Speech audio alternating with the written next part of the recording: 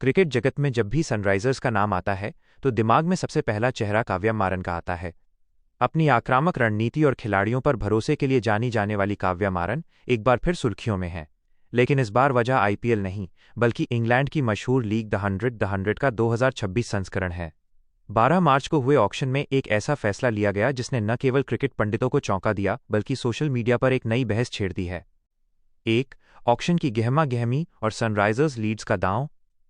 England और Wales cricket board ECB द्वारा आयोजित द 100 के 2026 सीजन के लिए खिलाड़ियों की नीलामी आयोजित की गई। इस नीलामी में दुनिया भर के दिग्गजों पर बोलियां लगीं, लेकिन सबसे ज्यादा चर्चा रही पाकिस्तान के मिस्ट्री स्पिनर अबरार अहमद की। अबरार अहमद के लिए बोली की शुरुआत ट्रेंट रॉकेट्स ने 100,000 पाउंड करीब 1.23 करोड़ रुपए से की थी। ऐसा लग रहा था कि वो रॉकेट्स के पाले में जाएंगे, लेकिन तभी भारतीय समूह सन ग्रुप की टीम सनराइजर्स लीड्स ने मैदान में प्रवेश किया। काव्या मारन की टीम ने आक्रामक रुख अपनाते हुए बोली को 190,000 पाउंड लगभग 2.34 करोड़ रुपए तक पहुंचा दिया और अंततः उन्हें अपनी टीम में शामिल कर लिया।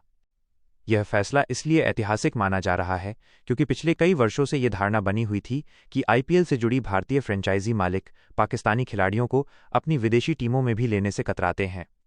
सनराइजर्स लीड्स ने इस अघोषित नियम को तोड़कर सबको हैरान कर दिया। 2. कौन है काव्या मारन और उनका क्रिकेट साम्राज्य? काव्या मारन केवल एक बिजनेस वुमन नहीं है, बल्कि वो क्रिकेट की दुनिया में एक उभरती हुई ग्लोबल लीडर हैं। वो सन ग्रुप के प्रमुख कलानिधि मारन की बेटी हैं। काव्या की देखरेख में सन ग्रुप ने अपने क्रिकेट पोर्टफोलियो का विस्तार भारत से बाहर भी किया है। वर्तमान में उनके पास 3 प्रमुख टीमें हैं।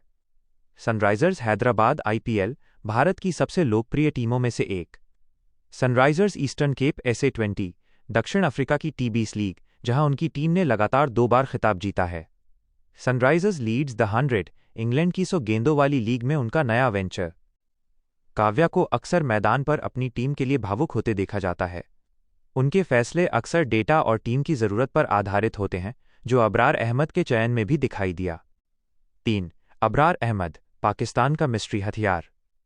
अबरार अहमद कोई साधारण गेंदबाज नहीं है।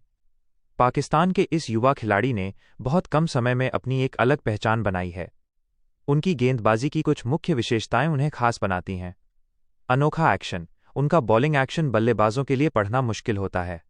घातक गुगली, उनकी लेग स्पिन और गुगली का मिश्रण बड़े बड़े बल्लेबाजों को चकमा देने में सक्षम है। मिडिल ओवर्स के किंग, T20 और शॉर्ट फॉर्मेट में वो बीच के ओवरों में रन रोकने के साथ साथ विकेट निकालने की कला में माहिर हैं। इन्हीं खूबियों के कारण उन्हें दुनिया भर की लीगों में मिस्ट्री स्पिनर के रूप में देखा जाता है। सनराइजर्स लीड्स को अपनी गेंदबाजी लाइनअप में एक ऐसे ही एक्स फैक्टर की तलाश थी। 4. विवाद की जड़, ऑपरेशन सिंदूर और पुराना social media post. Abrar Ahmed की प्रतिभा पर किसी को शक नहीं है, लेकिन उनकी खरीद के बाद जो विवाद पैदा हुआ वो खेल से नहीं, बल्कि राष्ट्रवाद और पुरानी कड़वाहट से जुड़ा है। रिपोर्ट्स के अनुसार अतीत में जब भारत और पाकिस्तान के बीच ऑपरेशन सिंदूर बालाकोट एयर स्ट्राइक के बाद का घटनाक्रम को लेकर तनाव चरम पर था, तब अबरार अहमद के सोशल मीडिया अकाउंट से कुछ विवादित पोस्ट किए गए थे। आरोप है कि उन्होंने भारतीय वायुसेना के विंग कमांडर अभिनंदन वर्धमान से जुड़ी चाय वाली घटना का मजाक उड़ाया था। भारतीय प्रशंसकों के लिए अभिनंदन वर्धमान एक राष्ट्रीय नायक हैं और उनका मजाक उड़ाने वाले किसी भी व्यक्ति को भारतीय प्रशंसकों का कोपभाजन बनना पड़ता है। जैसे ही सनराइजर्स लीड्स ने अबरार को खरीदा, यूजर्स ने उनके पुराने स्क्रीनशॉट शेयर करना शुरू कर दिए। सोशल मीडिया पर आक्रोश और बॉयकॉट की मांग। भारतीय क्रिकेट फैंस का एक बड़ा वर्ग इस फैसले से आहत नजर आ रहा है। Social media platforms of x, Instagram पर #बॉयकॉट सनराइजर्स जैसे ट्रेंड्स देखने को मिले। फैंस का तर्क है कि जिस खिलाड़ी ने भारतीय सेना का अपमान किया, उसे एक भारतीय मालिक की टीम से पैसा और अवसर नहीं मिलना चाहिए। 2. व्यापार और क्रिकेट अपनी जगह है, लेकिन राष्ट्रीय गरिमा सर्वोपरि है। 3. काव्या मारन को खिलाड़ी की पृष्ठभूमि की जांच करनी चाहिए थी। हालांकि क्रिकेट विशेषज्ञों का एक दूसरा वर्ग ये भी कहता है कि खेल को राजनीति से अलग रखा जाना चाहिए और एक पेशेवर लीग में टीम का हित सर्वोपरि होता है। 6. कानूनी और तकनीकी पक्ष, क्या कोई नियम टूटा? अक्सर लोग सवाल पूछते हैं कि जब पाकिस्तानी खिलाड़ी आईपीएल नहीं खेल सकते तो सनराइजर्स उन्हें इंग्लैंड में कैसे खरीद सकती है? इसका जवाब नियमों में छिपा है। आईपीएल का नियम 2008 के मुंबई हमलों के बाद से बीसीसीआई ने पाकिस्तानी खिलाड़ियों के आईपीएल खेलने पर अनौपचारिक प्रतिबंध लगा रखा है। विदेशी लीग्स द 100 का संचालन ECB, England and Wales cricket board करता है। वहां किसी भी देश के खिलाड़ी पर कोई प्रतिबंध नहीं है। चूंकि सनराइजर्स लीड्स एक स्वतंत्र फ्रेंचाइजी है जो इंग्लैंड की लीग में खेल रही है, इसलिए वे वहां के नियमों का पालन करने के लिए स्वतंत्र हैं। तकनीकी रूप से सनराइजर्स लीड्स ने किसी नियम का उल्लंघन नहीं किया है। ये पूरी तरह से एक व्यावसायिक और रणनीतिक फैसला है। 7. द 100 लीग क्यों है ये खास? द 100 क्रिकेट का सबसे छोटा और तेज फॉर्मेट है। इसमें हर टीम को केवल 100 गेंदें खेलने को मिलती हैं। ओवर 6 गेंदों के बजाय 5 या 10 गेंदों के होते हैं।